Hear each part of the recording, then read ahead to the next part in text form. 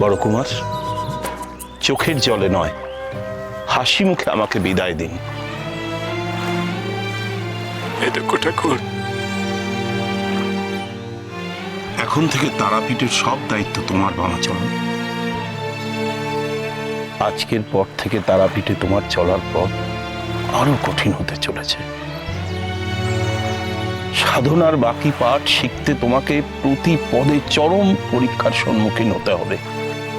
ঠাকুর, তুমি সেই কঠিন পথ স্বচ্ছন্দে অতিক্রম করতে পারো কিনা সেটাই দেখার। আবারও বলছি বামাচরণ, সাধনায় শেখার কোনো অন্ত নেই, আর তোমার শেখাও সম্পূর্ণ হয়নি এখনো। তাই নিজেকে প্রস্তুত করো, সাধনার বাকি পাঠ শেখার জন্য সম্পূর্ণরূপে নিজেকে প্রস্তুত করো বামাচরণ। মনকে স্বচ্ছ ও সতেজ করো। ঠাকুর, এতদিন তারাপীঠে মায়ের চরণে বাস করে যে শিক্ষা আমি পেয়েছি বামাচরণ, তা আমি সব তোমাকে দান করে গেলাম। তোমাকে অনেক সময় অনেক কটু কথা বলেছি, তো সে সবই তোমাকে তৈরি করার জন্য বামাচরণ। এবার আমাকে বিদায় দাও বামাচরণ, হাসি মুখে বিদায় দাও।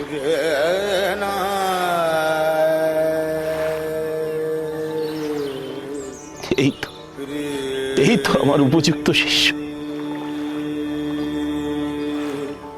এইভাবে হাসি মুখে জগতের ক্লেশ দূর করো বামাচরণ।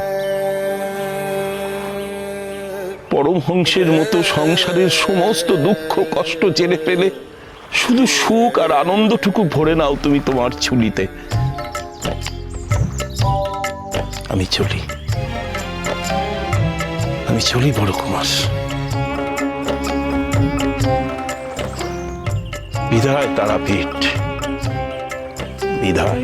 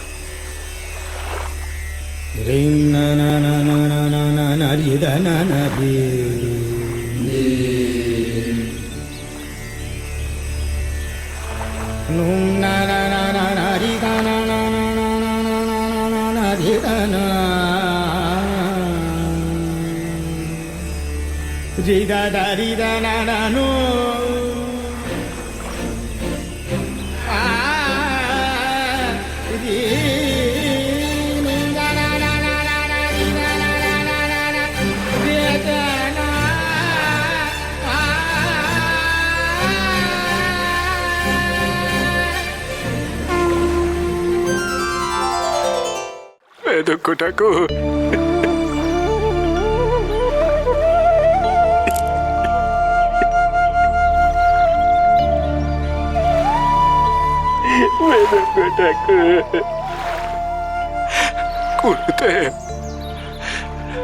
তুমি এভাবে আমার প্রশ্নের উত্তর না দিয়ে চলে গেলে গো।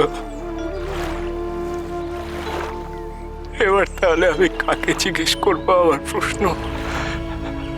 কি করে আমার মনের দ্বিধা কাটাবো গো?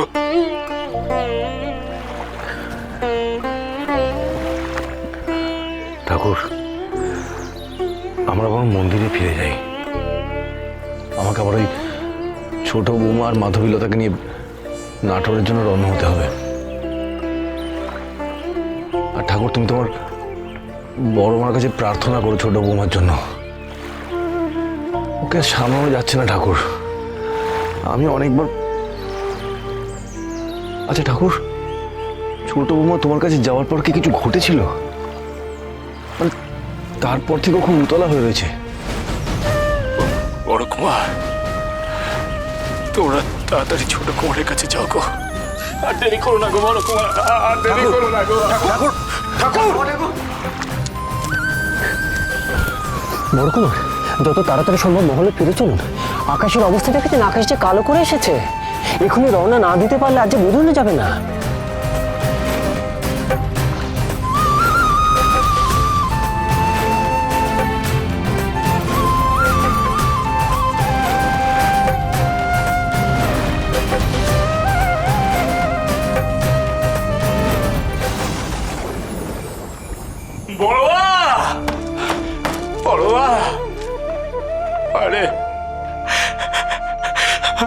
আমার কথা তুই উত্তর দিবি রে মা। আজ তুই কোনো রকম ছলনা করবি না রে মা, কোনো ছলনা করবি না। আমি যা প্রশ্ন করছি তুই তার সোজা উত্তর দিবি রে মা, স্পষ্ট উত্তর দিবি রে। আমি শুধু জানতে চাই যে আমার ছোট কুমারের বর্তমান অবস্থাটা কেমন। ছোট কুমারের বর্তমান অবস্থা জানা না অব্দি আমার যে স্বস্তি হচ্ছে না রে মা, আমি যে স্বস্তি পাচ্ছি না রে। যে করেই হোক ছোট কুমারের সমস্ত বিপদ আমাকে কাটাতে হবে রে মা, সব বিপদ কাটাতে হবে রে।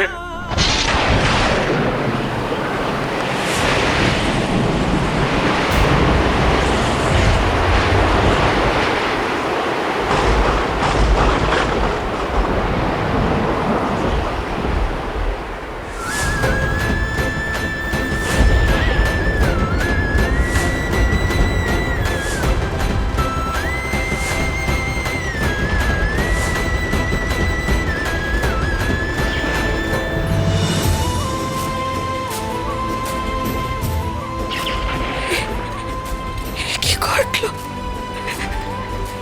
কিরকম ঘটনা? ওনার নামে মঙ্গলসূত্র পড়তে যাচ্ছিলাম আর সেটাই পড়ে গেল। মাতারের মঙ্গলসূত্র পড়ে গেল। ওনার কোনো অমঙ্গল হতে দেও না।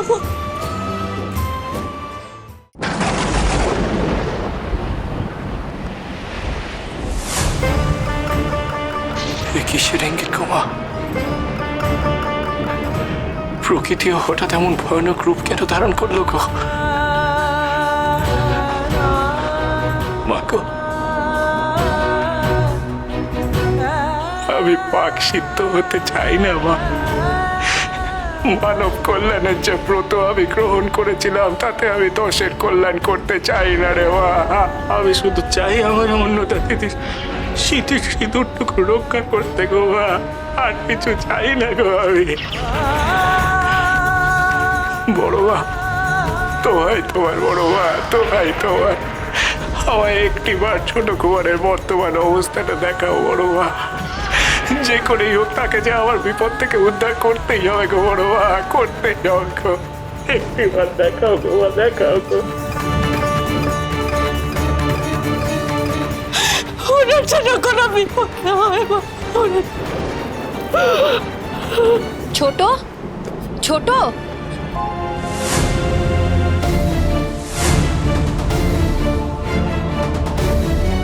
এ কি হলো রে ছোট?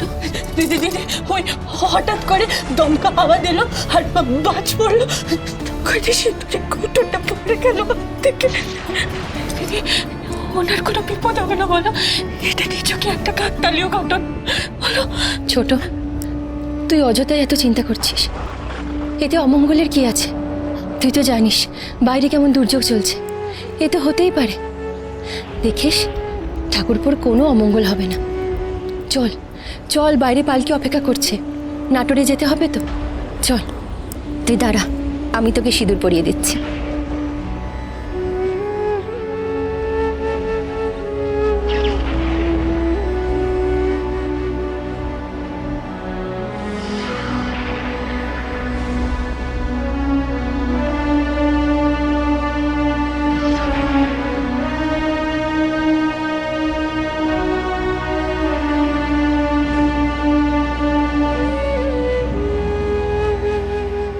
যাওয়ার আগে তুই কি তুলসীতলায় প্রদীপ দিয়ে আসবি নাকি আমি দিয়ে আসবো? না দিদি, ওনার মঙ্গলের জন্য প্রার্থনা করে আমাকে তুলসীতলায় প্রদীপ দিতে হবে।